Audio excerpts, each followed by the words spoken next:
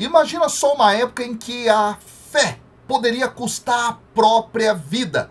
Um momento na história em que homens, mulheres e até mesmo crianças enfrentavam uma escolha dramática. Ou renunciam às crenças ou abraçam a morte. E eu não estou aqui falando de um roteiro de um filme épico, mas estou falando da realidade que foi vivida por muitas pessoas em um momento específico do Antigo Testamento e também da tradição judaica do período do Segundo Templo.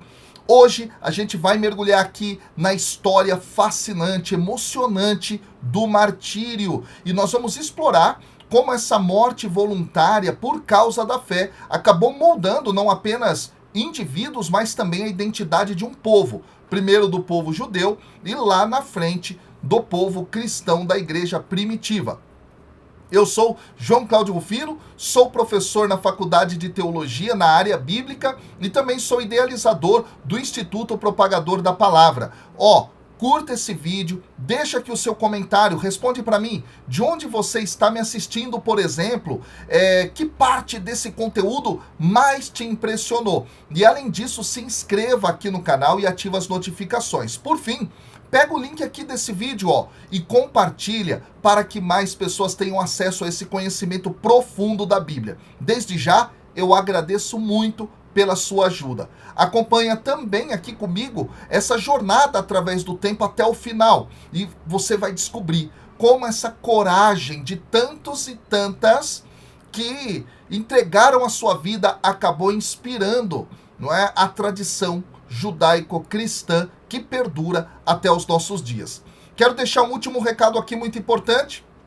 As inscrições do Bíblia Play, que é a minha plataforma de estudos bíblicos online, onde você vai aprender desde o início até o final, desde os instrumentos mais básicos aos instrumentos mais profundos e conteúdos, aquilo que você precisa para abrir a Bíblia e entender aquilo que o texto bíblico está transmitindo, a palavra do próprio Deus. Então, são mais de 700 aulas em 70 cursos, com encontros ao vivo também comigo, além de todas essas aulas gravadas uma vez por mês. Enfim, o link está aqui embaixo, se inscreva, eu tenho certeza que vai te impactar demais. Vamos então começar com o nosso conteúdo propriamente dito. Quero só dizer a vocês que ele é baseado num artigo científico que eu escrevi e se esse artigo já estiver publicado, eu vou deixar aqui o link também para você ter acesso.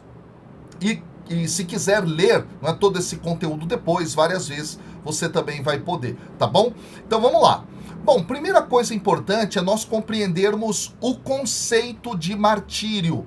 E isso é importante porque dessa forma a gente vai poder ler os textos do Antigo Testamento e interpretar neles e também nos textos extrabíblicos, tá? Se as ações que estão narradas ali estão configuradas com essa noção de martírio. E essa empreitada de conceituação, ela é realmente bastante complexa por vários motivos. Entre eles, tá, pessoal, a língua portuguesa. E por questões linguísticas fica muito difícil, tá? Às vezes a gente ter uma ideia clara do que é esse martírio. Dentro do escopo cultural também é válido ressaltar que o termo martírio, ele está imerso dentro de um contexto sobretudo cristão, tá? De muitos séculos. E isso acabou influenciando bastante o significado do termo martírio. Mas vamos lá. O termo em si, martírio, em português, advém, na verdade, do grego martis. E essa palavra contém um sentido mais amplo dentro do universo bíblico do Novo Testamento e do Antigo Testamento grego. É um escopo mais amplo do que morrer, tá, por uma crença religiosa. Inclusive, tá, essa palavra grega significa, martis, significa literalmente testemunha. Ela também tem uma forma verbal, que é a forma verbal martireo. E essa forma comumente é traduzida por testemunhar. E essas duas palavras ocorrem 111 vezes em 107 versículos dentro do Novo Testamento. E ambas palavras se repetem por muitas vezes, especialmente no Evangelho de João, 33 vezes, em Atos dos Apóstolos, 24 vezes, e em Apocalipse, 9 vezes. E nesse sentido, embora, por exemplo, Estevão seja descrito por Paulo como sendo a sua testemunha, em grego, mártis, cujo sangue é derramado, isso lá em Atos, no capítulo 22, do versículo 20, e também, embora Antipas, que também foi morto pela sua fé, seja chamado de mártis, ou seja, testemunha, lá em Apocalipse, no capítulo 2, do versículo 13, essa palavra denota muito mais frequentemente alguém que solenemente afirma alguma coisa, que oferece alguma autenticação em primeira mão de algum fato, tá? E muitas vezes fatos relativos a questões graves ou importantes. Então essa palavra não era usada a princípio para falar a respeito de alguém que dá a vida pela fé. É só lá no final do século II depois de Cristo que tanto a palavra mártir, que vem de mártis em grego, e martírio, que em grego é martiria e significa testemunho, mas só nesse momento é que elas foram cada vez mais ligadas a essa ideia de uma testemunha de sangue, ou seja, alguém que dá a vida pela sua fé, embora, inclusive, provavelmente, só lá em meados do século IV, depois de Cristo, é que esse termo realmente tenha sido usado exclusivamente para esse fim, para designar essa prática, tá? O mais antigo sobrevivente relato que a gente tem de um martírio cristão fora do Novo Testamento é o famoso Martírio de Policarpo. É um texto belíssimo, você com certeza vai encontrá-lo também aqui na internet. Ele é datado ali por volta do ano 155 e ele usa a palavra mártir, tá? Nesse sentido de alguém que dá a vida pelo evangelho, pela fé, enfim. Agora, a influência cultural cristã dentro do contexto de significação da palavra martírio também foi crucial. Por quê? Uma extensa literatura sobre esse tema foi elaborada dentro daquilo que foi a produção das primeiras comunidades cristãs. A gente tem várias obras que pegaram o termo mártis e martiria e começaram a tratar efetivamente dessa questão de alguém que dá vida pela fé. Então a gente tem, por exemplo, a Paixão de Perpétua e Felicidade, a gente tem os Atos de Justino ou os Atos de Carpo, a gente tem uma outra obra dedicada aos mártires de Tertuliano, a Exortação dos Mártires de Orígenes, por exemplo, a Glória dos Mártires do chamado assim Pseudo Cipriano, não é? E aí nós temos, além disso, elogios aos mártires que são feitos dentro de sermões de padres da igreja naquele momento, como São Basílio, São Gregório de Nissa, o próprio São João Crisóstomo, grande pregador, né? Eles usaram muitas vezes essa palavra mártis e a palavra martiria para designar essa ideia. E isso foi crucial, inclusive, para transformar os mártires em santos cristãos primitivos, tá? E como as pessoas que detinham também poderes sobrenaturais sobre as feras, sobre o fogo, sobre os carrascos e gladiadores e assim por diante. Dessa forma, pessoal, o termo martírio, entendido como esse ato de escolher a morte, ao invés de renunciar aos princípios religiosos, dentro do contexto cultural cristão, passou a ter também um sentido, um significado teológico. Então, o termo martírio e martiria, né, entram dentro dessa questão. E aí, nessa discussão toda sobre a relação entre a compreensão de martírio cristão e o pensamento judaico, quando a gente lê a literatura científica sobre isso, a gente descobre que existem diversos posicionamentos. E aí existe um autor chamado Boyarin, que em 1999 escreve um livro fabuloso a respeito dessa temática do martírio, tanto no judaísmo quanto no cristianismo. Ele fala ali que existem vários autores que argumentam que a martiriologia cristã, de alguma forma, foi um prolongamento e alguma superação da martiriologia judaica. E, além disso, ele afirma que outros estudiosos já, de forma contrária, argumentam que o martírio cristão não teria nada a ver com o martírio do judaísmo ou com o contexto cultural palestino do cristianismo primitivo, tá? E que isso seria meramente um produto cultural romano, adaptado ao cristianismo e mais tarde emprestado dos cristãos pelos judeus lá na frente. Há uma discussão muito grande sobre isso. A questão básica é: quem influenciou quem? Será que a cultura romana que influencia o cristianismo e, por sua vez, o cristianismo influencia o judaísmo mais tardio? Ou a tradição cristã foi influenciada pela tradição judaica e dentro de um contexto romano, ela acabou tratando a questão do martírio de uma forma ou de outra? Essa é a discussão, tá? Fato é que Boyarin, esse autor nessa obra que eu citei, afirma que é muito importante a gente pensar em formas mais complexas de interação entre o cristianismo e o judaísmo, sobretudo durante os séculos cruciais, como o século II, o III e o IV depois de Cristo, bem como também em uma compreensão muito mais matizada dessa natureza do próprio modo de compreensão do martírio. E dessa forma, então, a martiriologia, que é toda essa discussão, esse pensamento, essa forma de entender o que é o martírio, vai se constituir como um discurso determinado por fatores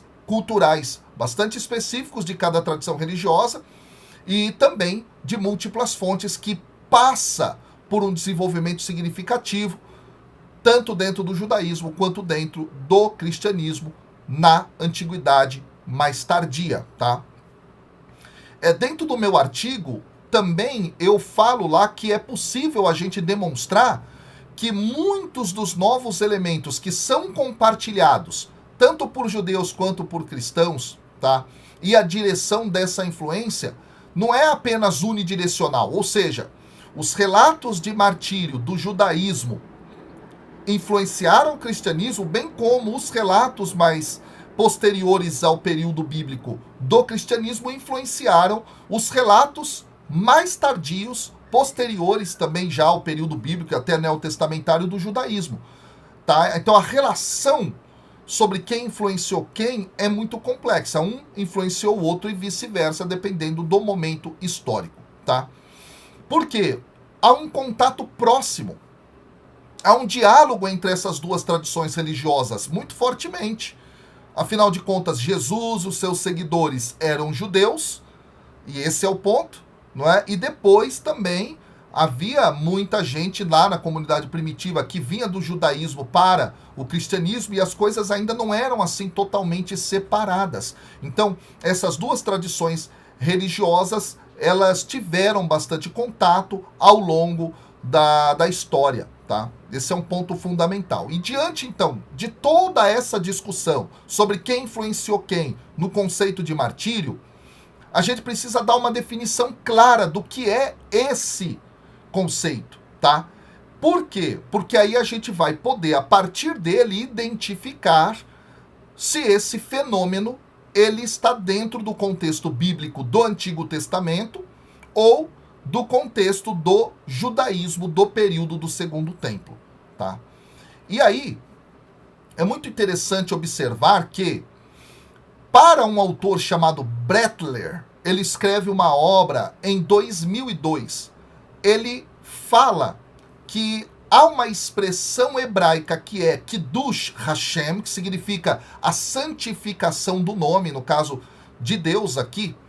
Essa expressão ela teria sido associada dentro do judaísmo, historicamente, ao martírio, sobretudo aquele martírio durante as cruzadas, durante o Holocausto, posteriormente, tá? Isso a gente já está falando aí de um período medieval.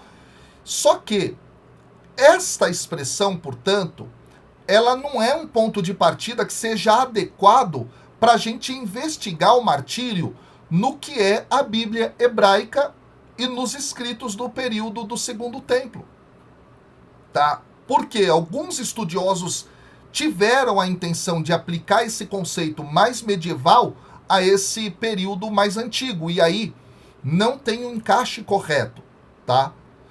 Nesse sentido, essa expressão Kiddush Hashem, que designa martírio no período medieval dentro do judaísmo, não é a melhor maneira da gente compreender esse conceito.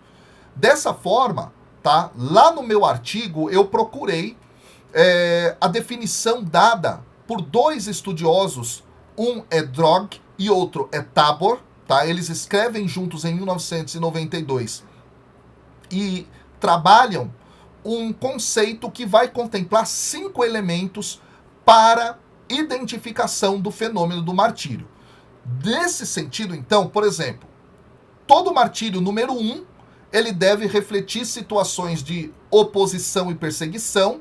Número 2, deve haver uma escolha de morrer, que os indivíduos que passam por isso fazem em vista, né, de uma morte heróica, de uma morte nobre. Número 3, segundo esses autores, todo martírio deve envolver indivíduos que abraçam o martírio, tá? Que têm vontade de entregar a sua vida, que em alguns casos acabam até mesmo dando a sua vida por si mesmos, tá? Sem serem mortos, tá? Diretamente. Esse dado é interessante, tá?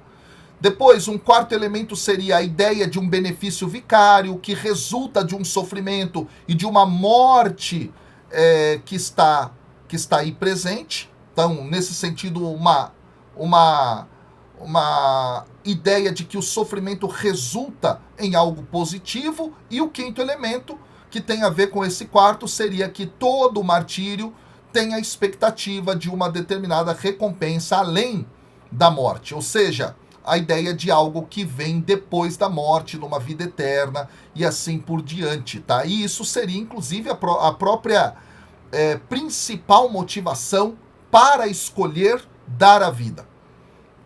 Aí, tendo entendido esse conceito, a gente precisa olhar agora para o tema do martírio e da morte voluntária dentro da Bíblia hebraica. O que eu estou chamando de Bíblia hebraica? Os textos do Antigo Testamento que foram escritos em hebraico e parte deles em aramaico.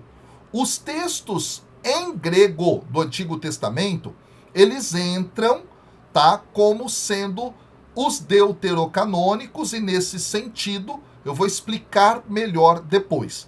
Mas quando a gente entra em Bíblia hebraica, o que a gente precisa compreender? O texto hebraico foi traduzido para o grego. E os termos gregos que eu já citei aqui, martis, que significa testemunha, aparece 57 vezes no Antigo Testamento grego. E o termo martiria, que significa testemunho, vai aparecer 13 vezes lá no Antigo Testamento grego. Então, somando tudo, a gente tem 70 ocorrências desse termo dentro do Antigo Testamento, em 59 versículos. E aí, quando a gente aprofunda essa questão, a gente observa que na maior parte das ocorrências, martis serve para traduzir a palavra hebraica ed, que significa testemunha em hebraico, 37 vezes. E o sentido básico do termo ed em hebraico é basicamente o mesmo do termo martis em grego, ou seja, denota alguém que vê um evento, relata fielmente o que aconteceu. O termo martiria foi traduzido do hebraico para o grego, não é? Então, no hebraico era a palavra ed, tal como o termo martis também, ou edut, que significa testemunho. Tá? E aí o significado mais elementar de edut, por exemplo, é a declaração solene de alguém, feita, por exemplo, sob um juramento, né, como parte, por exemplo, de um pacto, de uma aliança que alguém faz. Então, em nenhum momento, dentro do Antigo Testamento grego, que foi traduzido do hebraico, essas palavras gregas são empregadas para falar sobre alguém que morre dentro de certas condições que compõem o conceito de martírio.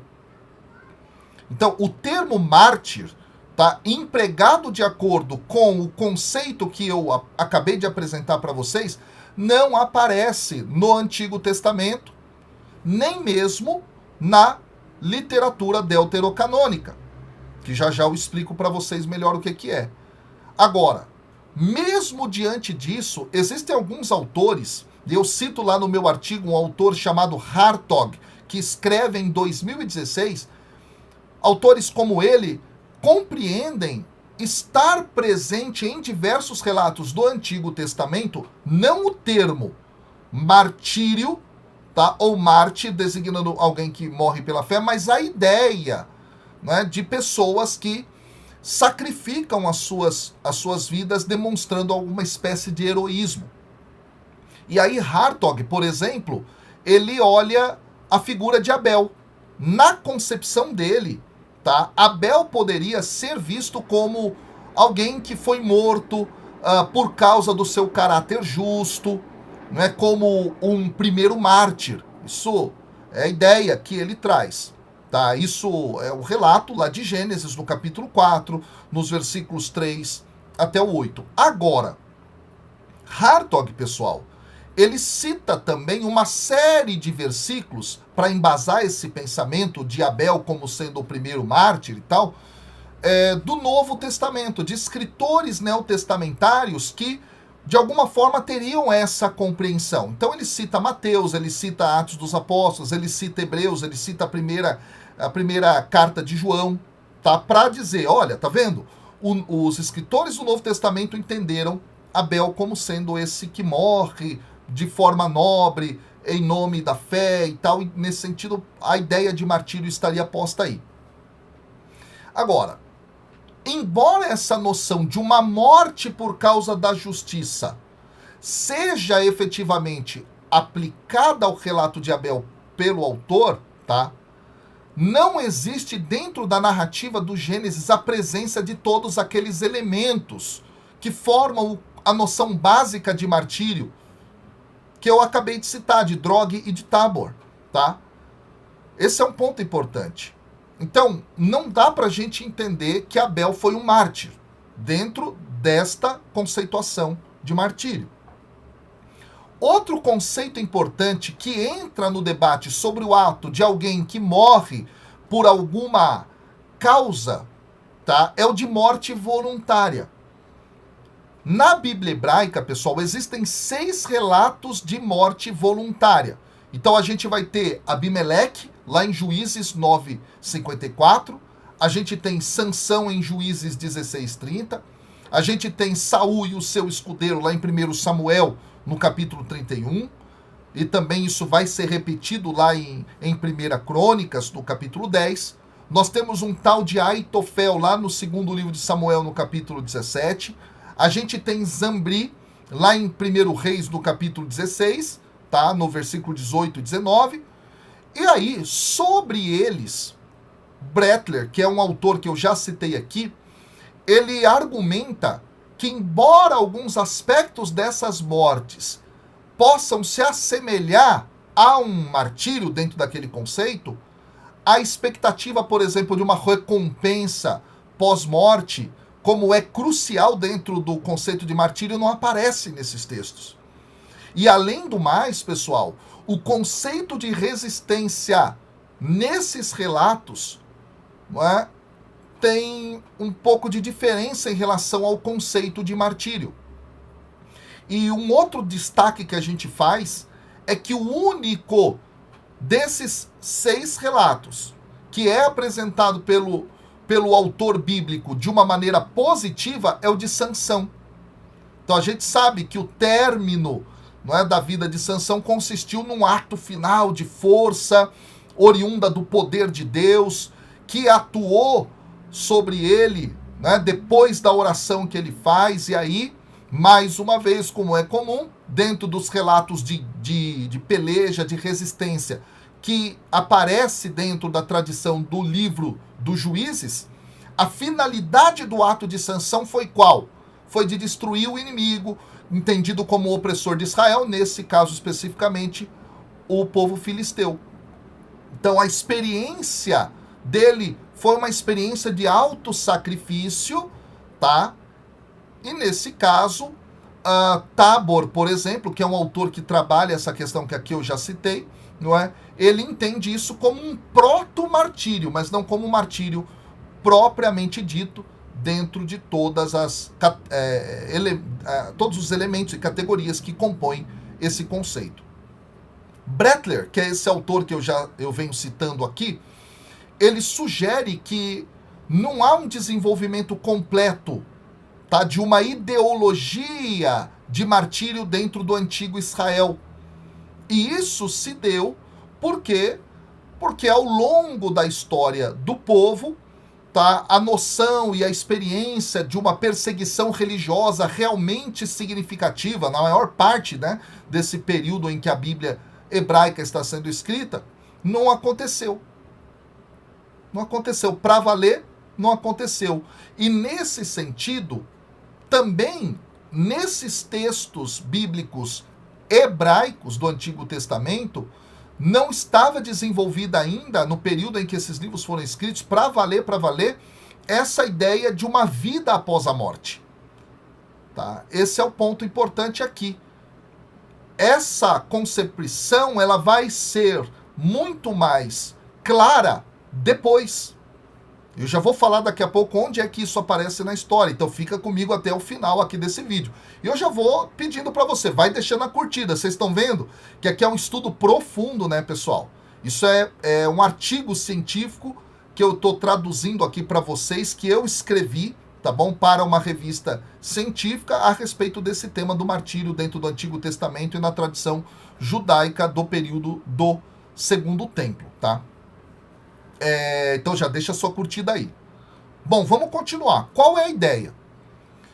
Tudo isso que eu falei, portanto, traz uma dificuldade da gente identificar todos esses elementos do conceito de martírio nas ações desses personagens que eu acabei de citar. E nesse sentido, Tabor, ele vai afirmar, pessoal, que a ideia de optar pela morte como um autossacrifício religioso passou a estar muito mais presente dentro do imaginário do povo da Bíblia como uma prática possível e, em certa medida, até uma prática ligada, aceita como vontade de Deus em textos mais tardios da Bíblia hebraica. E aí, esse autor, ele trabalha alguns textos onde essa ideia de um autossacrifício já está um pouco mais presente. Entre esses textos, a gente destaca o Deutero Isaías, que é a segunda parte do livro do profeta Isaías, que vai do capítulo 40 ao 55, depois o Salmo 44, não é? E alguns relatos dentro do livro de Daniel. Só que estes escritos, eles ainda não se configuram totalmente na sua narrativa aos 5 requisitos do conceito de martírio que eu trouxe aqui para vocês e que baliza bastante a nossa análise, tá? No caso, analisando o Deutero Isaías, não é? Lá nós temos os relatos sobre o servo do Senhor, que é também conhecido como o servo sofredor. São 4 cânticos maiores atribuídos a tratar, não é, dessa questão do servo sofredor, E lá é mostrado para nós que ele sofre voluntariamente, que ele entrega a si mesmo como uma ovelha que vai para o matadouro como oferta pelo pecado. Isso vai aparecer, sobretudo, num dos cânticos, lá no capítulo 53 de Isaías, tá? Nessa literatura vai aparecer a noção de que o sofrimento dele decorre da vontade divina. Só que são as pessoas que são instrumentos para a sua morte. O texto fala a respeito disso. O texto também aborda essa recompensa de uma vida após a morte, mas não é uma recompensa ligada a uma compreensão de uma vida eterna, tá? A ideia é que Deus, a partir da morte do servo sofredor, vai triunfar. E como é que esse triunfo? Perdoando os pecados do povo. Então é uma morte expiatória, tá? É uma vida após a morte, mas para o povo, no sentido mais amplo aqui. E lá no meu artigo eu trabalho que existe uma discussão se o servo sofredor é o agente que escolhe essa situação por causa da sua fé, tá? Há uma discussão a respeito disso. Os poemas que tratam dessa figura não deixam isso claro. Então não deixam transparecer essa ideia. E, portanto, isso impossibilita a gente olhar a figura do servo sofredor, o ato dele, como sendo adequado a esse conceito de martírio que eu trouxe aqui para vocês. Aí tem o Salmo 44. Existem autores que falam que o Salmo 44 contém uma concepção parecida com essa do Deutero Isaías a respeito do servo sofredor. Porque esse salmo, para alguns, né, ele estaria situado no mesmo momento histórico de Isaías, do capítulo 40 até o capítulo 55, que é o momento do exílio da Babilônia já no seu final, tá? Só que essa datação ela é muito questionável. Só para você ter uma ideia, os salmos eles são muito difíceis de serem datados. Eu falo inclusive isso dentro de um dos cursos do Bíblia Play, que é essa plataforma que eu tenho de estudos bíblicos online. Eu trabalho lá, por exemplo, a literatura sapiencial, literatura poética, não é, do Antigo Testamento, eu falo sobre isso. Nesse caso, pessoal, o que faz com que seja muito difícil a gente datar os textos dos Salmos, os textos poéticos do Antigo Testamento, é o fato de que a linguagem deles evita muito a contextualização histórica. É muito difícil a gente datar.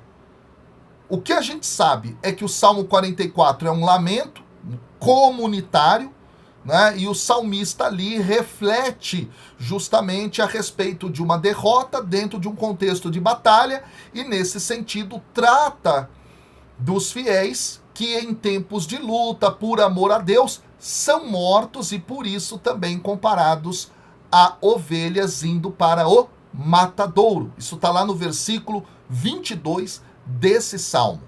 E aí esse versículo, inclusive, foi citado por Paulo na tradição paulina, tá, para tratar a respeito justamente da situação dos seguidores de Cristo que sofrem o perigo do martírio. Ele faz isso lá em Romanos, no capítulo 8, no versículo 36, ele trabalha essa visão.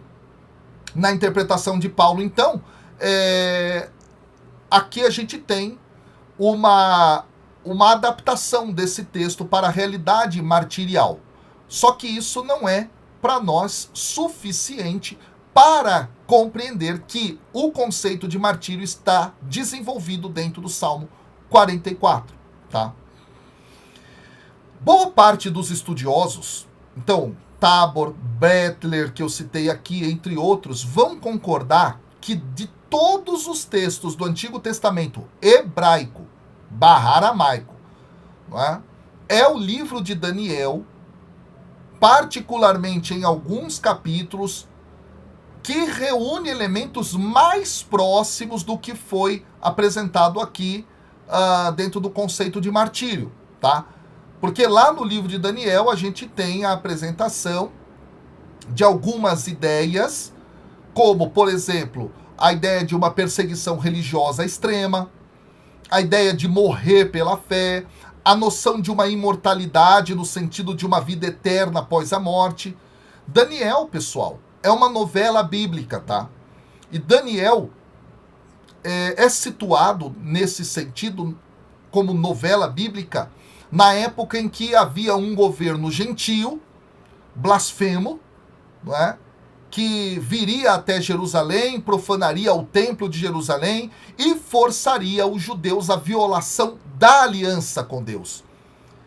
E aí é interessante, durante esse período, dentro da novela bíblica de Daniel, os judeus que são fiéis cairiam sob a espada, morreriam na chama, passariam sofrimentos do cativeiro, na pilhagem, tá?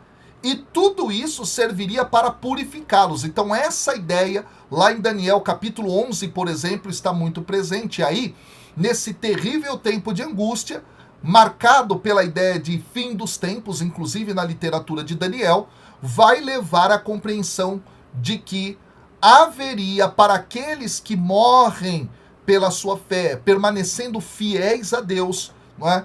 Esses teriam a ressurreição dos mortos e haveria um julgamento final. Então Daniel 12, por exemplo, trabalha bastante essas categorias. Então o relato do livro de Daniel, que situa esse cenário, né, dessa novela no período do exílio da Babilônia, lá por volta ali do século VI a.C., não é?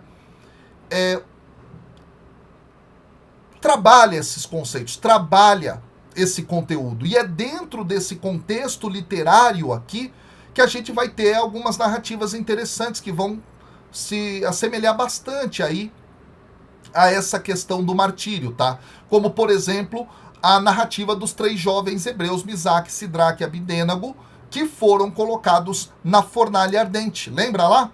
Esses personagens, eles vão sofrer a perseguição religiosa, porque eles não queriam adorar uma imagem de ouro. Lá em Daniel, no capítulo 3, eles enfrentam o rei Nabucodonosor. A recusa, né, se deu mesmo diante de um perigo iminente de morte. Então eles estão numa perseguição muito profunda. Só que esses jovens, no final, não morrem. Então nessa narrativa vão aparecer elementos muito próximos ao conceito de martírio, porém eles não morrem, tá? E aí existe um autor muito proeminente que estudou muito a literatura desse período, literatura apocalíptica, portanto também o livro de Daniel bastante, Collins, tá?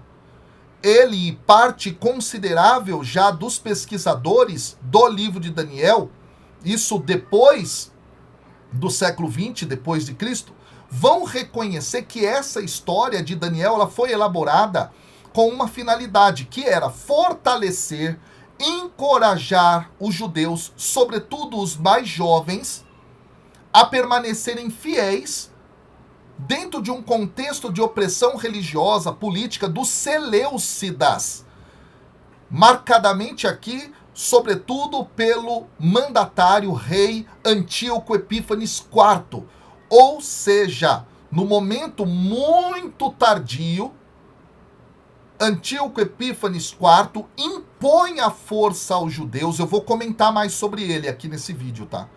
Ele impõe aos judeus essa perseguição religiosa. Isso a gente está falando aí ali no período dos Macabeus, tá?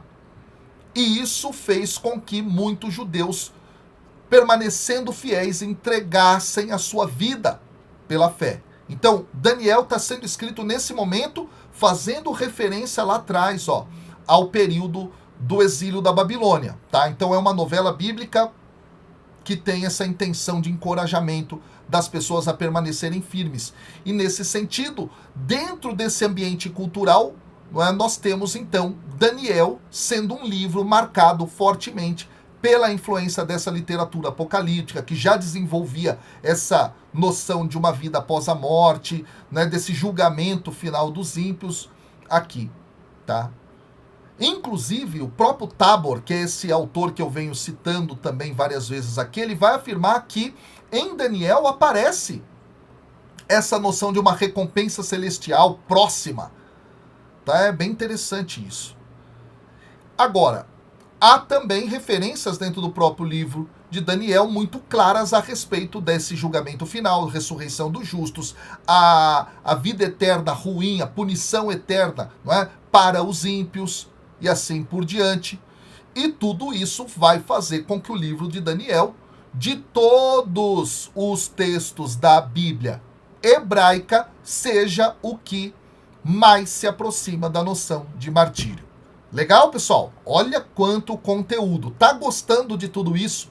Se você quiser entender melhor essas categorias históricas, exílio, pós-exílio, Antíoco Epífanes IV, período macabaico, dentro do Bíblia Play, eu trabalho tudo isso, tá? E você vai ter como rever as aulas várias vezes no período de um ano quando está vigorando a sua assinatura.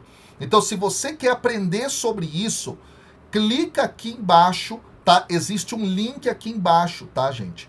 Nesse link, vocês vão ter acesso a fazer a matrícula dentro do Bíblia Play, tá bom? Você vai aprender muito disso que eu tô falando aqui. Vamos dar um passo a mais agora, tá? Nós vamos falar do martírio, da morte voluntária nos escritos bíblicos e extra-bíblicos do período do Segundo Templo. Aí você pergunta assim para mim, tá bom, professor, legal, bacana, acho interessante, mas agora eu quero entender o que é esse tal período do Segundo Templo. Vamos lá, gente. Essa expressão, tá? Período do Segundo Templo designa uma faixa de tempo entre 515 a.C. a 70 depois de Cristo. O início lá em 515 é marcado pelo quê? Pelo período do pós-exílio da Babilônia, quando parte desses exilados de Judá, 70 anos depois, voltam e reconstrói o templo de Jerusalém sob o comando do governador chamado Zorobabel e do governo e também, não é, do governo do sumo sacerdote Josué naquela época. Tá? Então esse foi o começo do período do judaísmo do Segundo Templo. O final desse período vai se dar com a destruição do Templo de Jerusalém pelos romanos lá no ano 70 depois de Cristo. Tá? E aí é bom enfatizar que dentro desse período nós temos judeus sendo dominados pelos persas, pelos gregos, e aí se desdobram esses gregos em Ptolomeus e Seleucidas, e depois os romanos. E mesmo assim, dentro desse período de muita opressão que eles viveram, tá? Eles conseguiram uma certa autonomia durante o período da revolta dos macabeus, que lutaram contra os opressores gregos e estabeleceram uma dinastia que é a famosa dinastia dos Asmoneus. E essa dinastia vai durar entre 160 a.C. a 64 a.C. Aí você fala, professor, eu estou perdido nessas datações, nesses nomes. Você precisa assinar o Bíblia Play, tá bom? Se você não conhece isso, você está quase um analfabeto em Bíblia, desculpa o termo, mas é isso mesmo, porque tudo isso é muito importante para a compreensão do texto, beleza? Vamos continuar. Nesse tempo, foi acontecendo o desenvolvimento de diversas instituições religiosas do judaísmo, foi sendo feito o desenvolvimento de diversas categorias teológicas também muito importantes para o judaísmo, e aí tudo isso determina muito a nossa reflexão a respeito do tema do martírio e da morte voluntária, tá? E aí, no meu artigo sobre isso, eu destaco o seguinte, pessoal. O início, por exemplo, do processo de estabelecimento do cânon judaico das Escrituras está acontecendo nesse momento. E por que está acontecendo nesse momento essa conversa toda a respeito disso? por causa do fato de que durante esse período a gente tem constatada uma produção literária e teológica muito proeminente, muito forte. Tá? Tem vários livros apócrifos do Antigo Testamento desse período, pessoal, para vocês terem uma ideia. Então, os judeus meio que já estavam pensando que livro seria melhor estar dentro de uma lista considerada canônica e etc, etc, etc. Tá? Esse é um ponto. Por que eu estou falando isso? Daqui a pouco eu vou aprofundar melhor com vocês. Tá? Um outro ponto que se desenvolveu teologicamente fundamental para esse tema do martírio é o fato de que é nesse momento histórico que a gente passa a ter uma modificação da visão escatológica judaica. Os judeus começam a olhar para uma vida após a morte. Eles começam, claro, por influência também cultural dos persas e tudo mais, eles começam a compreender que, peraí, existe alguma coisa depois dessa vida. E também uma outra questão importante é a concepção sobre o que é o ser humano. A antropologia judaica começa a ser fortemente marcada aí por uma ideia de que dentro do judaísmo existe uma vida após a morte. Pronto. Vamos falar um pouco aqui da questão do desenvolvimento do cânon, tá? Muitos textos foram elaborados dentro desse período, pessoal. Vários textos. Então, alguns foram escritos, outros foram finalizados, depois, de certa maneira, canonizados entre os judeus e também depois pelos cristãos. Então, a gente tem desse período a escrita dos últimos capítulos de Isaías, do capítulo 56 ao 66. A gente tem o livro de Daniel, de Esdras e Neemias, Ageu, Zacarias, Malaquias, Tobias, Judite, Esther, 1º e 2º Macabeus. Eclesiastes é dessa época, Eclesiástico é dessa época, Sabedoria é dessa época. E alguns desses livros vão se constituir como fontes muito importantes para a compreensão do martírio e da morte voluntária dentro do judaísmo, dentro desse período. Tá? Eu já falei aqui de Daniel. Daniel é dessa época. Só que a gente tem o 1º e 2º livros de Macabeus destacando muito, gente, essa questão. Tá? Agora, vamos falar um pouco mais aprofundando o outro elemento primordial para que no judaísmo desse período do Segundo Templo houvesse uma consciência, uma atenção maior à questão do martírio e da morte voluntária. Tá? É a questão que eu já citei aqui, mas eu quero só dar uma pincelada a mais para não deixar dúvidas nisso, é que eles começaram, no geral, tá, a compreender a vida após a morte como algo possível, tá?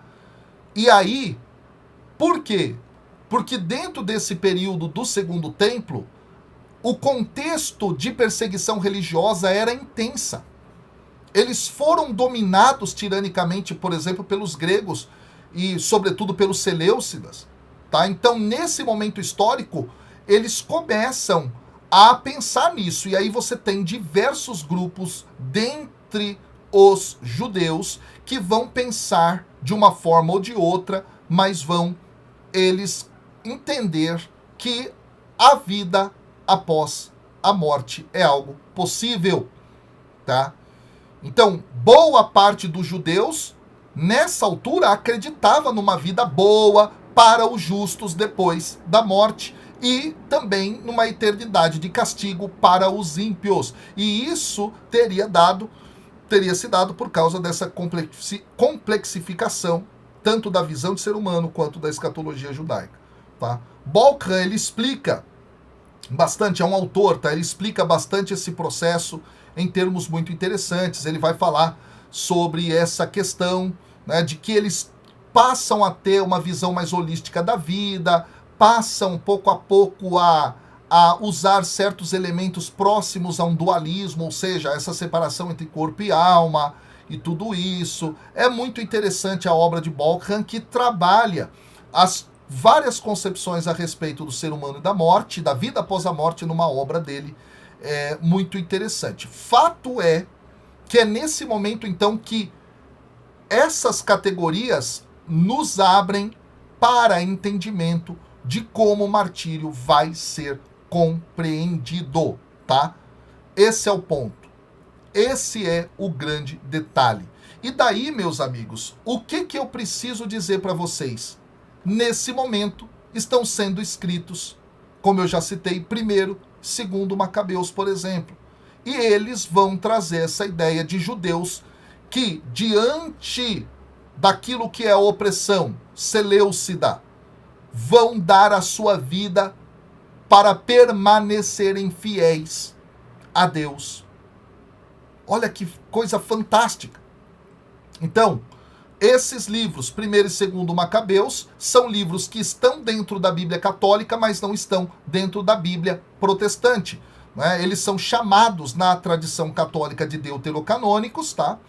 E é o termo que a gente aplica a alguns desses livros e partes de alguns livros também, que foram assumidos como canônicos pela tradição judaica e depois foram abandonados pela tradição judaica, mas a igreja primitiva os utilizou, né? E dentro da Septuaginta é uma versão que os cristãos primitivos usavam, esses livros figuravam lá, tá?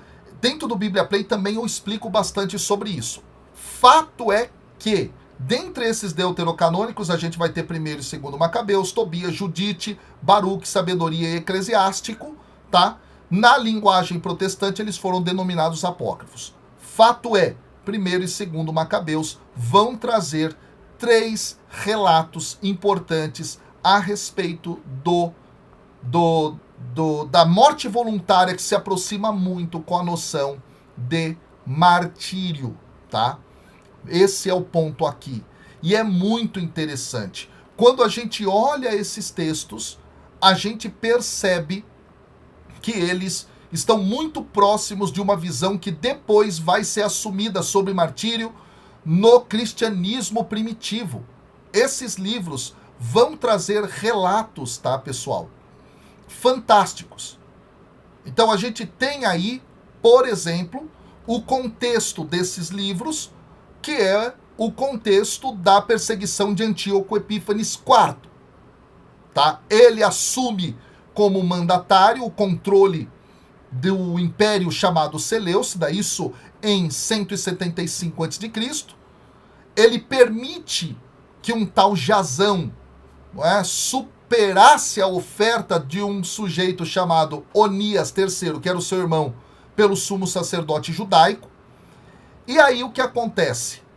Esse último aí, o tal Onias, ele estabeleceu instituições gregas em Jerusalém.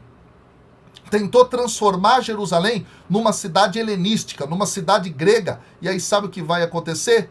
Em 172, Jasão foi substituído por um tal Menelau, que não tinha direito legítimo ao cargo de sumo sacerdote, e em 167 a.C., Antíoco Epífanes IV, com auxílio do Jasão, de outras elites judaicas, saqueia o templo de Jerusalém, saqueia o seu tesouro, aboliram a lei judaica tradicional, estabeleceram uma nova ordem de adoração mediante ao culto ao Senhor do céu, a Zeus.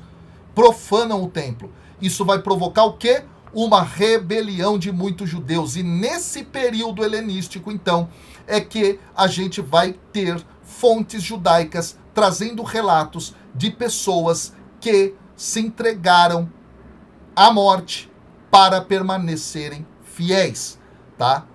Esses relatos são populares, em certa medida até lendários, não é? Em primeiro e segundo Macabeus, mas, embora eles não tenham tanta precisão histórica, eles são muito importantes para a gente identificar o conceito de martírio dentro da tradição judaica, inclusive posterior. Onde nós temos esses relatos? Em 1 Macabeus 2:37, é um versículo que eu destaco aqui, é onde os judeus rebeldes vão declarar: morramos todos em nossa retidão, o céu e a terra são testemunhas de que nos matais injustamente. Depois, em 1 Macabeus 6:44, esse é o versículo que eu destaco de um todo da narrativa, lá está dito que um elefante esmagou um judeu chamado Eleazar, que havia esfaqueado o animal por baixo. tá? E nesse momento o narrador vai comentar: e entregou-se a si mesmo para salvar o seu povo, adquirindo assim um nome eterno. Olha aí a ideia.